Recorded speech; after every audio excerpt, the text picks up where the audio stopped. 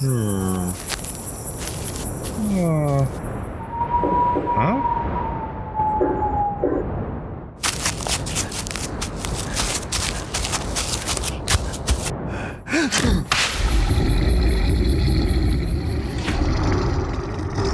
You're listening to Cryptid Clues, featuring your hosts, Taylor Field and Reuben Olson.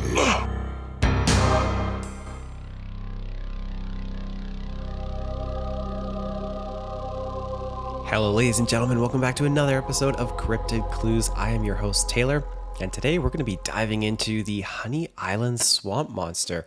This is something that just kind of popped on my radar, and I thought, okay, this has some familiar attributes to some other cryptids, but definitely something I wanted to talk about today. So before we get into that, a couple of plugs. You can find us on our website, CryptidClues.ca. You can also find us on our social media channels, Twitter, YouTube, Facebook, and we're also on Patreon, where you can get ad-free early episodes available there. And if you like, you can send us an email, cryptidclues@gmail.com. But without further ado, let's get into this. So the Honey Island Swamp Monster is basically a humanoid cryptid that has been reported to have been seen in and around Honey Island Swamp. This is in Louisiana, and it's, I believe, the first sighting in 1963. This is when two hunters had spotted this creature basically prowling the swamps, and they discovered tracks indicating a three-toed webbed foot, which is very, very interesting. Now, it is possible that Bigfoot evolved and got webbed feet, and we all, well, maybe not all. If this is the first time that I'm going to make you aware of this, there are reports of some Bigfoot having not all of their appendages. Sometimes they're missing fingers, sometimes they have like an extra finger. It's truly an interesting thing. So in this case, we're presented with this idea that maybe some have webbed three-toed feet. Now, it better suits the environment, living in a swamp for sure, so it's something that has grown to adapt and evolve.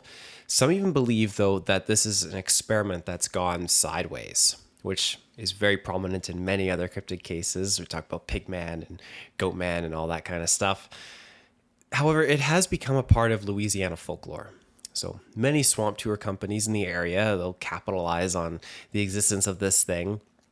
And yeah, people go out there for tours, and you can take a boat and just explore the area and just its beauty, really take it in. I was looking at a lot of photos of it, and it's a really, really nice, well-preserved ecosystem out there. So the location is basically a marshland located in an eastern part of the U.S. in the state of Louisiana in St. Tammany Parish. Honey Island earned its name due to the abundance of honeybees that once resided on one of the nearby islands. So the swamp itself is bordered on the north by US 11, on the south by Lake Borgne, I hope I'm saying that right, on the east by the Pearl River, and the west by the West Pearl River. The swamp is located within the Pearl River Wildlife Management Area and managed by the Louisiana Department of Wildlife and Fisheries. It has one of the least altered river swamps, one of the least altered river swamps in the United States. That is incredible. It is considered by many to be one of the most pristine swampland habitats in the United States. Again, this is something that you should definitely look up photos of it. It's a beautiful location, very, very much just its pristine original form. The Honey Island Swamp basically covers an area that is over 20 miles, that's about 30 kilometers long, and nearly 7 miles, 10 kilometers across, with 35,500 of its 70,000 acres being government sanctioned and permanently protected wildlife area as designated. So again, I'm always a sucker for that kind of information. It's always these areas that are just protected by the government or sanctioned, and it's up to everyone's own perspective on this, of course, but I'm someone who is not opposed to dabbling in the concept of why would a government be so intrigued as to the natural resource area. It just doesn't seem to be in line with what many governments are kind of all about these days, I'd say. It just seems a little suspicious because usually their priorities are elsewhere. But that's up to interpretation for sure.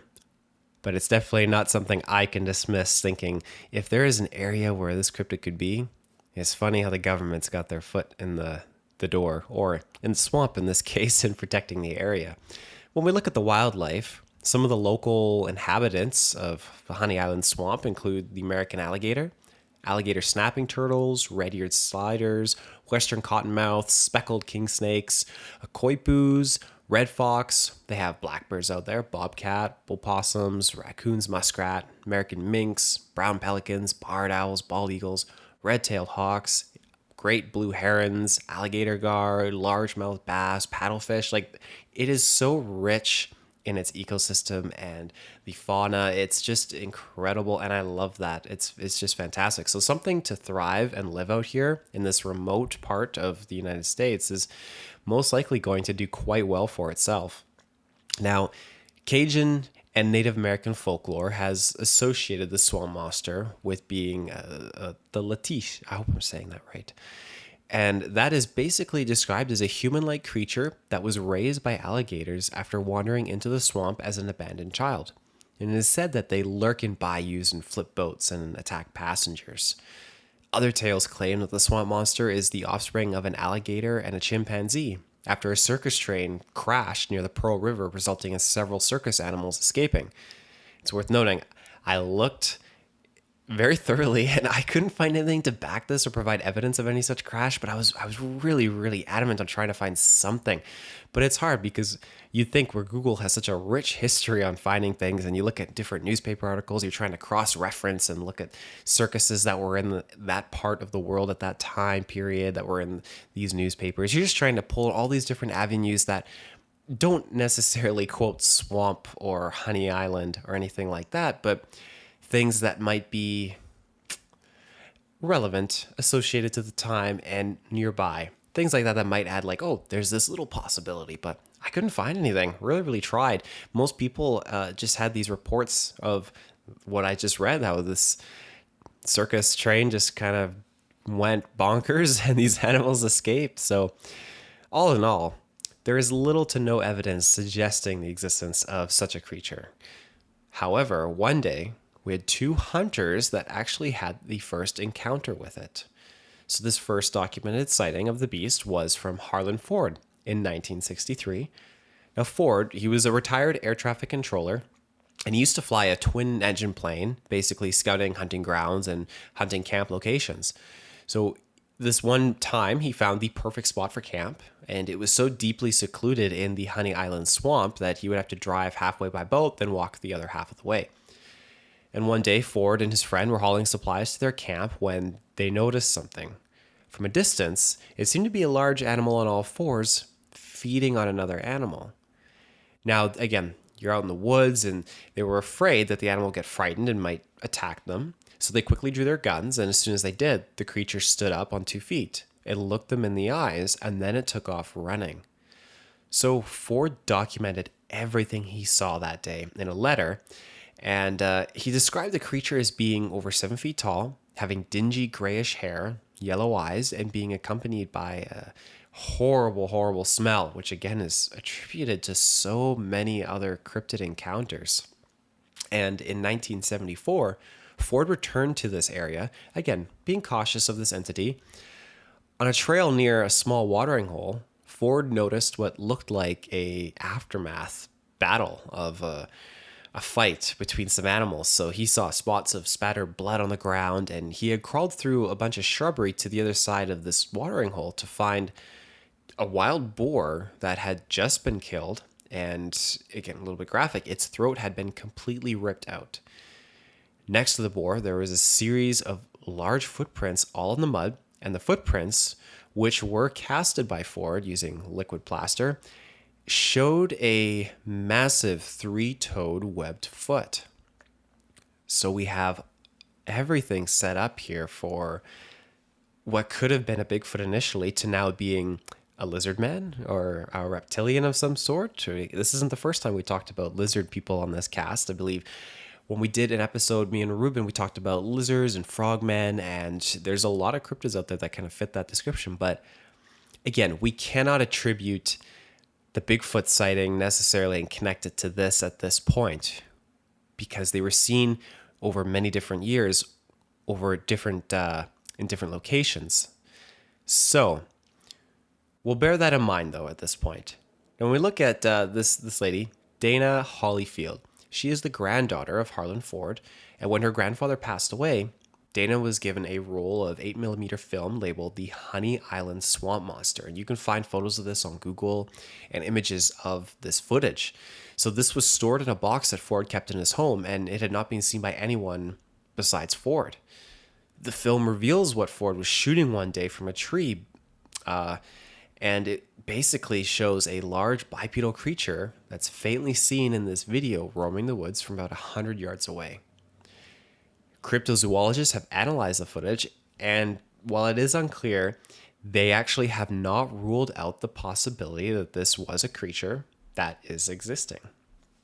So what we know so far is it's standing over 7.5 feet tall, weighing between 400 and 500 pounds, and the Honey Island Swamp Monster also has names and terms as the Louisiana Wookiee. It is said to be, again, covered in this thick coat of like matted gray, brownish hair with yellow eyes that are, it's reportedly seemingly reptilian, with the feet that are webbed and three-toed. And with that, I'm just going to jump to a quick ad break and we will be right back. And we're back. So the toes, this is where I get super fascinated by it. I'm just going to touch upon this because there are some that aren't familiar with it. The Wet Ape Theory. Now, if this thing is indeed offspring, somehow connected Bigfoot human creature, then I think it's just an interesting kind of attachment to dive into the Wet Ape Theory. So again, much more than other primates, man has several features that are seen more often in aquatic mammals, like nakedness, or thick fat layer, stretched hind limbs, voluntary respiration, and again, even diluted urine, etc., etc., etc. Like this goes on. You can find all these facts out there. And the aquatic ape theory basically states that our ancestors once spent a significant part of their life in water.